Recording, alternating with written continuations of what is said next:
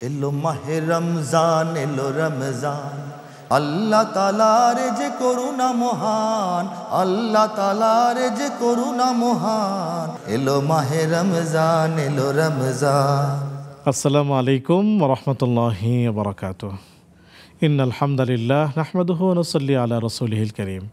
সুপ্রিয় দর্শক, দেশ দেশের বাইরে যে যেখান থেকে এই মুহূর্তে আমাদেরকে দেখছেন, সবাইকে স্বাগত জানাচ্ছি। আমি ওবায়দুল্লাহ আল কাফি। সুপ্রিয় দর্শক, দেখছেন আপনাদের প্রিয় চ্যানেল নেক্সাস টেলিভিশনের নিয়মিত আয়োজন Madani house travels and tours নিবেদিত এলো মাহে রমজান। আজকের বিষয় নিয়ে আলোচনা করার জন্য স্টুডিওতে আমন্ত্রিত হয়েছেন শেখ হাবিবুল্লাহ সিরাজি হাফিজাহুল্লাহ। চলুন আমরা শেখের সাথেই সালাম বিনিময় করে নিচ্ছি। শেখ, আসসালামু আলাইকুম রহমতুল্লাহ।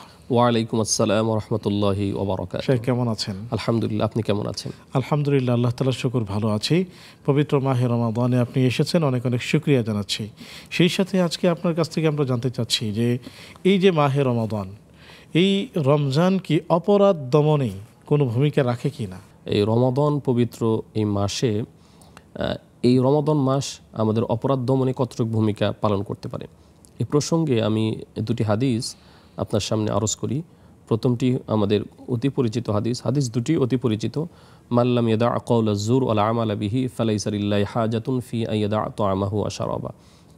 রাসূল আকরাম সাল্লাল্লাহু আলাইহি সাল্লাম বলছেন, যে ব্যক্তি মিথ্যা কথা এবং মিথ্যা কাজ পরিত্যাগ করতে পারে নাই রমাদান মাসে, তার পানাহার বা খাদ্য ইত্যাদি পরিত্যাগ করাতে আসলে কোনো কিছু যায় আসে না।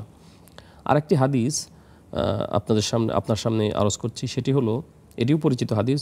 ফাইদা কানা সাওমি আহাদিকুম ফালা ইয়ারফাথ ওয়ালা ইয়াসখাব ফাইন সাব্বাহু আহাদুন আও কাতালাহু ফালিয়াকুল ইন্নী সাইম।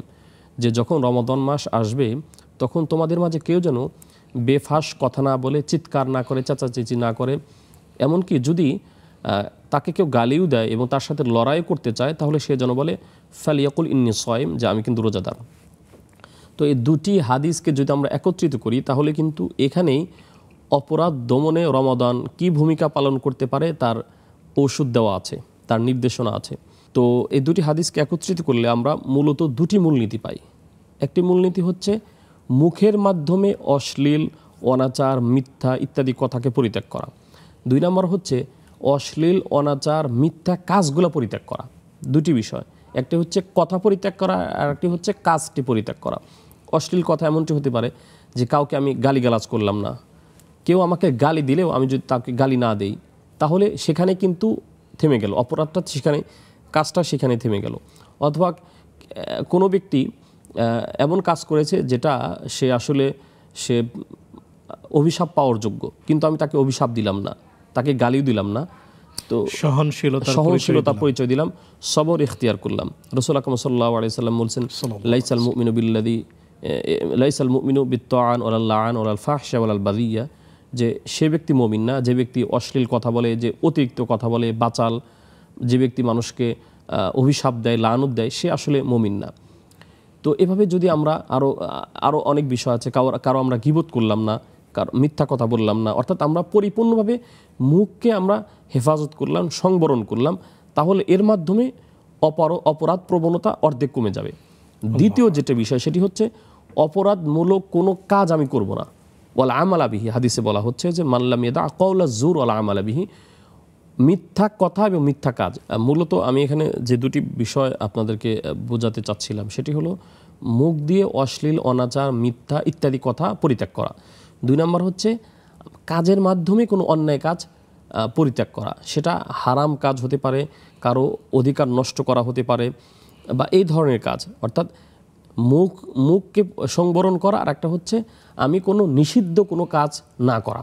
এই দুটি কাজ যদি আমরা পরিহার করতে পারি, তাহলে অবশ্যই ইনশাআল্লাহ এই রমাদান আমাদের জন্য কার্যকরী রমাদান হবে, এবং সমাজ থেকে অশ্লীলতা, অপরাধ, পাপাচার অনেকাংশে না, আমি এটা দায়িত্ব নিয়েও বলতে পারি, এটা 100% দূরীভূত হতে পারে ইনশাআল্লাহ। শেখ, আসবো বিরতির পরে জি ইনশাআল্লাহ।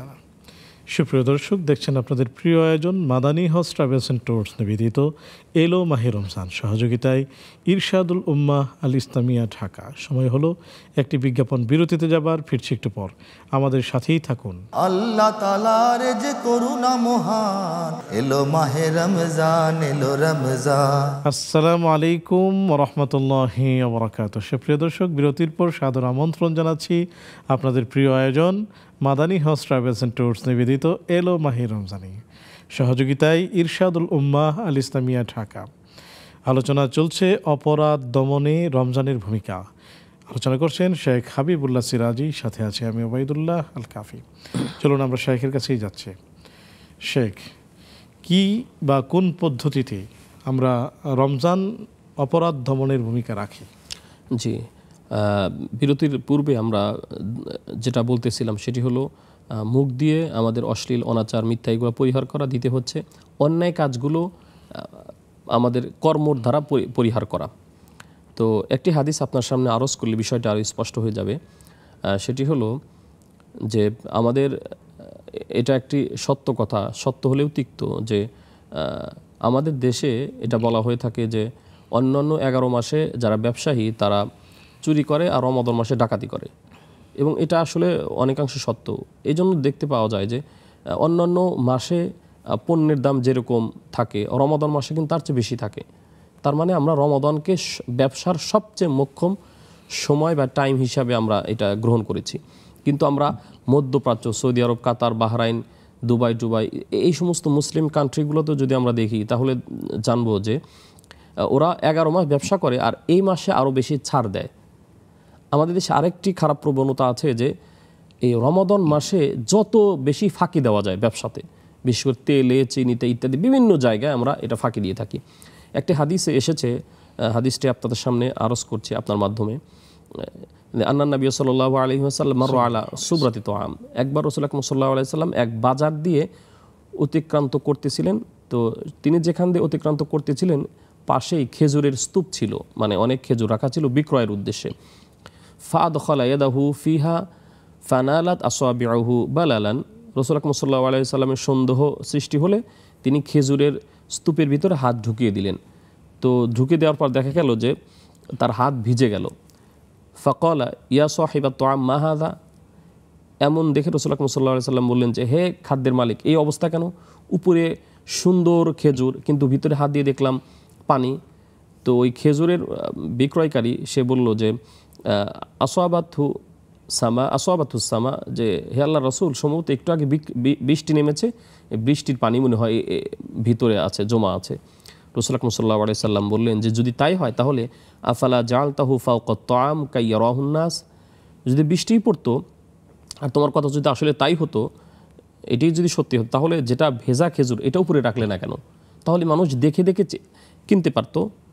এরপরে রাসূল আকরাম সাল্লাল্লাহু আলাইহি ওয়াসাল্লাম বলেছেন মান গাশশানা ফালাইসা মিন্না, যে ব্যক্তি আমাদেরকে ধোঁকা দেয় সে আমাদের অন্তর্ভুক্ত না বা দলভুক্ত না। তাহলে এই হাদিসটি ধোঁকা দেওয়ার হাদিস, কিন্তু এই ক্রয় বিক্রয় বা ব্যবসার ক্ষেত্রে রাসূল আকরাম সাল্লাল্লাহু আলাইহি ওয়াসাল্লাম বলেছেন, অথচ এই ব্যবসার ভিতরে আমরা সবচেয়ে বেশি ধোঁকাবাজির আশ্রয় নেই। আর রমাদান মাসে তো যেহেতু বেশি ব্যবসা হয়, এই ক্ষেত্রে রমাদান মাসে আরও বেশি কিভাবে মানুষকে ধোঁকা দেওয়া যায় এই কাজটা আমরা খুব বেশি করি।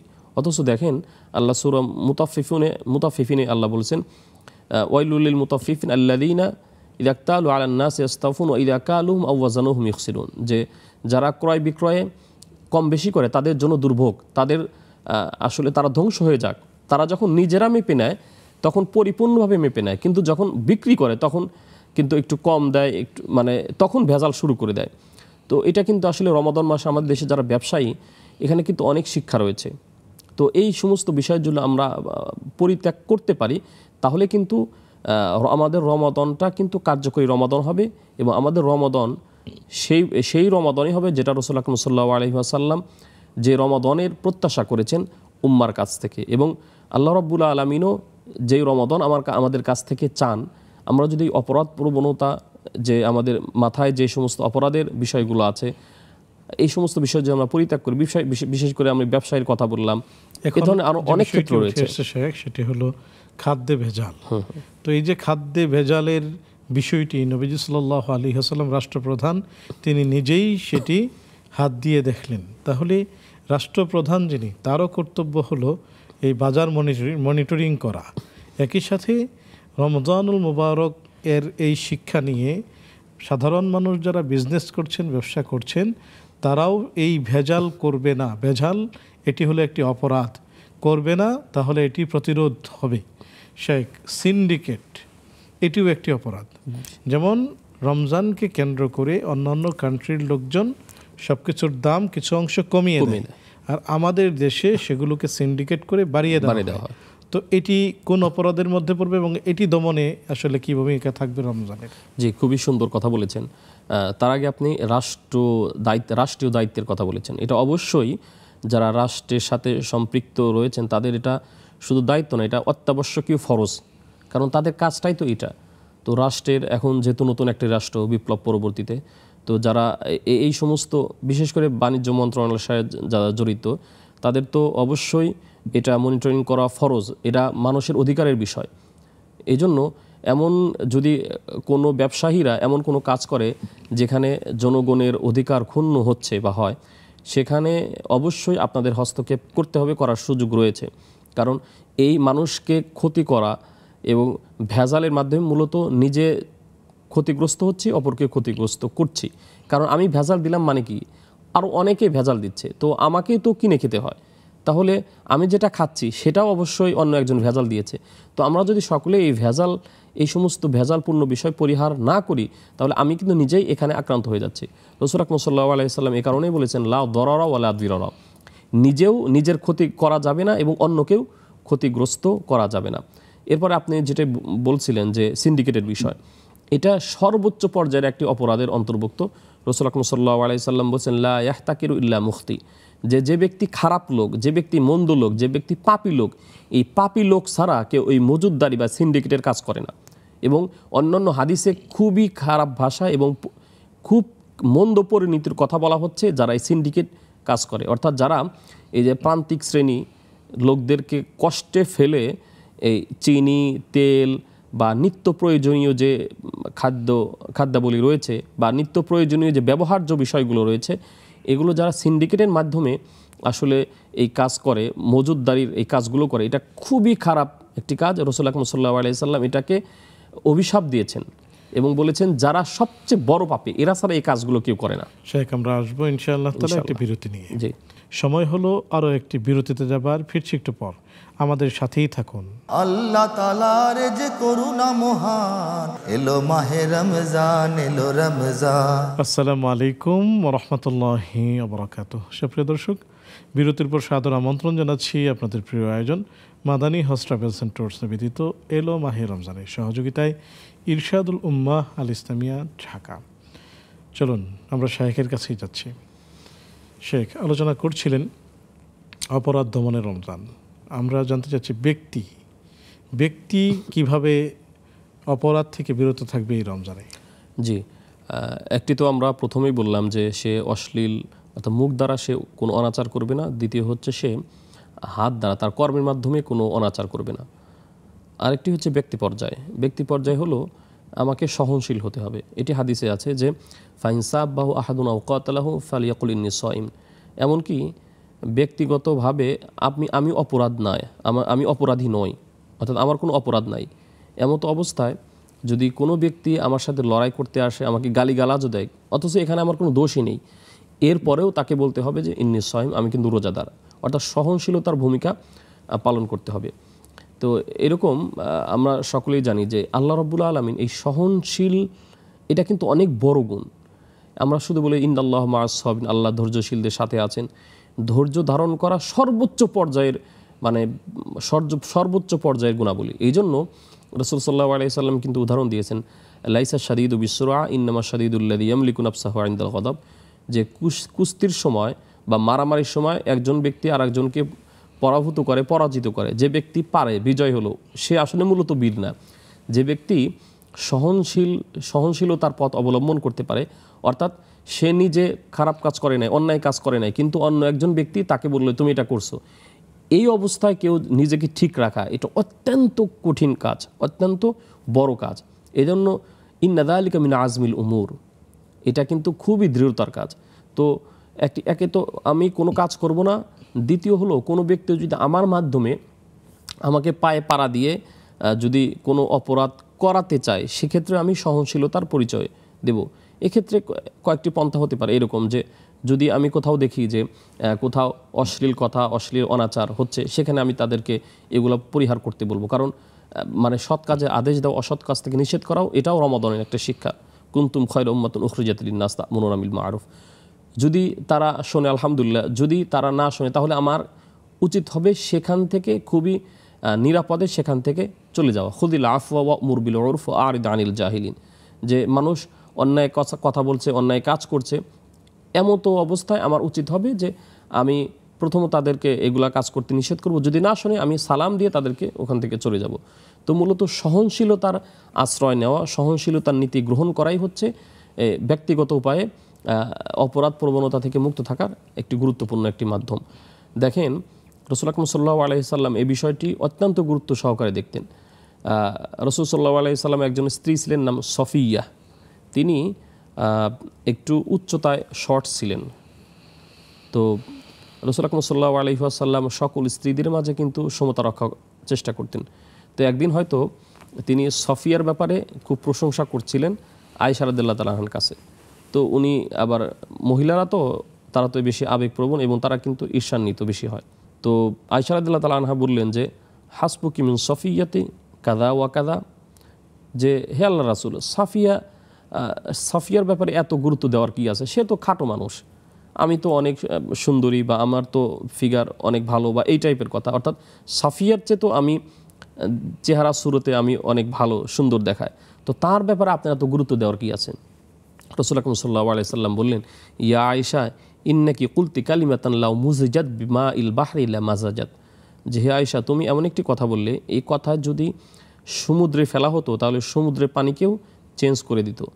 তার মানে রাসূল আকরাম সাল্লাল্লাহু আলাইহি সাল্লাম দেখেন, আয়েশা রাদিয়াল্লাহু তাআলা আনহা এমন একটি কথা বলেছেন যে কথার মাধ্যমে হয়তো অনেক সমালোচনা সৃষ্টি হতে পারত, কিন্তু রাসূল আকরাম সাল্লাল্লাহু আলাইহি সাল্লাম সেখানে তাকে থামিয়ে দিলেন।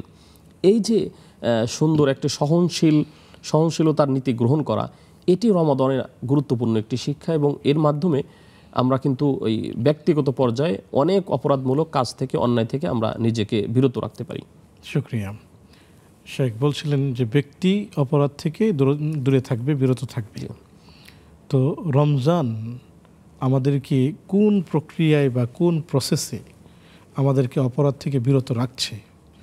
যেমন রমজান আল্লাহ তাআলা বলেছেন লাআল্লাকুম তাত্তাকুন, যেন তোমরা মুত্তাকি হও। তো আসলে মুত্তাকি হলেই কি মানুষ অপরাধ থেকে বিরত থাকতে পারবে? আচ্ছা, এখানে তাকওয়ার যে বিষয় সেটি হলো, এখানে তাকওয়া দ্বারা ওই হাত অর্থাৎ মুখ এবং কর্মের যে অপরাধ প্রবণতা, এটা থেকে বিরত থাকার কথাই বলেছেন। কারণ আমরা সকলেই জানি যে কোরআনের ব্যাখ্যা তো হাদিস, তো হাদিসে অপরাধ আমরা কিভাবে তাকওয়া অর্জন করবো সেটা কিন্তু এই প্রথম দুই হাদিসে বলা হচ্ছে, যেটা শুরুতে আমি বলেছিলাম, মাল্লাম ইয়াদা কাওলা যুর, এই হাদিসটি, এবং ফালিয়াকুল ইন্নী সাইম, এই দুই হাদিস কিন্তু লাআল্লাকুম তাত্তাকুন এটার ব্যাখ্যা, যে তাকওয়া কিভাবে অর্জন করব। এখন রমাদান মাসে কোন পন্থায় আমি নিজেকে অপরাধ থেকে মুক্ত করতে পারি বা সমাজকে মুক্ত করতে পারি, সেটা হলো এরকম যে রমাদানের একটি গুরুত্বপূর্ণ শিক্ষা হচ্ছে, রমাদানের মূল কাজ হচ্ছে খাবার পানাহার এবং দৈহিক যে সম্ভোগ সেখান থেকে বিরত থাকা। অনেক শুকরিয়া, আলোচনা শুনলাম, জাযাকুমুল্লাহু খায়রান। আল্লাহ রাব্বুল আলামিন যেন সবাইকে অপরাধ থেকে বিরত থেকে রমজানের সেই গুরুত্ব উপলব্ধি করার তৌফিক দান করেন, আমিন। সুপ্রিয় দর্শক, এই ছিল আজকে আমাদের আয়োজন। আগামী পর্ব দেখার আমন্ত্রণ জানিয়ে আজকের মতো বিদায় নিচ্ছি। সে পর্যন্ত ভালো থাকুন, সুস্থ থাকুন। আসসালামু আলাইকুম ওয়া রাহমাতুল্লাহি ওয়া বারাকাতুহু। এলো মাহে রমজান, এলো রমজান, আল্লাহ তাআলার যে করুণা মহান, আল্লাহ তাআলার যে করুণা মহান। এলো মাহে রমজান, এলো রমজান, আল্লাহ তাআলার যে করুণা মহান, আল্লাহ তাআলার যে করুণা মহান। এলো মাহে রমজান, এলো রমজান।